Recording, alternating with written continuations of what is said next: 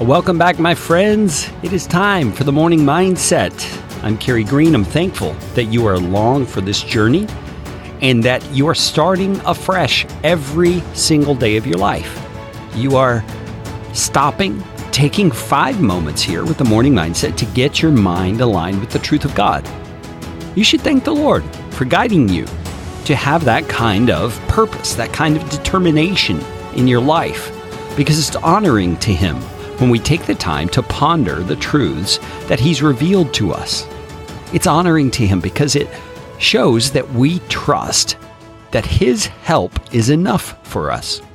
And that is exactly the topics that we've been discussing based on Romans chapter 8, beginning in verse 31. The Apostle Paul said, "What then shall we say to these things?" And the these things that he's referring to is all the truth of Romans chapter 8.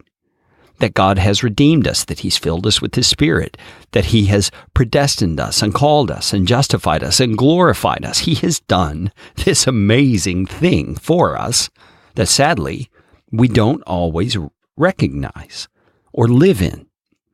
And Paul's goal is to get us to understand it and begin living according to it. And he has just said, if God is for us, who can be against us? Now, of course, that doesn't mean people won't try to come against us. It doesn't mean that obstacles will not come up in our lives. But it means that in the big scheme of things, those oppositions and things that come against us really don't have any impact compared to God's power to carry out His plan in our lives. God will overcome. He will make a way. And the next phrase, verse number 32, the Apostle Paul gives us a demonstration of that, but also does so through a type of logic called arguing from the greater to the lesser. Now, before we get into the verse, let me give you an example of what it's like to argue from the greater to the lesser. Here's an example.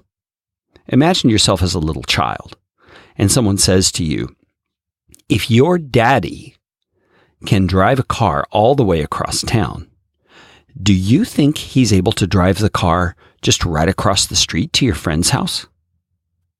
And you, even as a little child, would get that. You would say, well, sure, Daddy can drive the car right across the street because he can drive the car all the way across town. You see, that's arguing from the greater, the bigger thing that's harder to do, to the lesser, the smaller thing, the thing that's easier to do. And that's what the Apostle Paul does in Romans 8:32. He says, he who did not spare his own son, but gave him up for us all. So who is that he's talking about? Who did that? That is God Himself. He says, he who did not spare his own son, but gave him up for us all, how will He not also with Him graciously give us all things? You see, he's arguing from the greater to the lesser. You see, he's saying, in human terms, the harder thing for God to do was to give up His beloved Son, to place Him in a position of substitution for us. You see, of course, for God, nothing is really hard. But Paul is speaking from a human perspective, and he's appealing to that emotional component of the relationship between a father and a son. And he's saying, if God was willing to give up His Son, to sacrifice Him to the pains of death and to the misery of being in the grave, don't you think He also will, along with Him, do even smaller things for you, which is to give us all things? You see, this is a demonstration of how God is for us. It's a demonstration of what He does in this world that we don't see behind the scenes to bring good into our lives. Now, tomorrow we're going to talk about this phrase again. We're not done with it because there's so much there.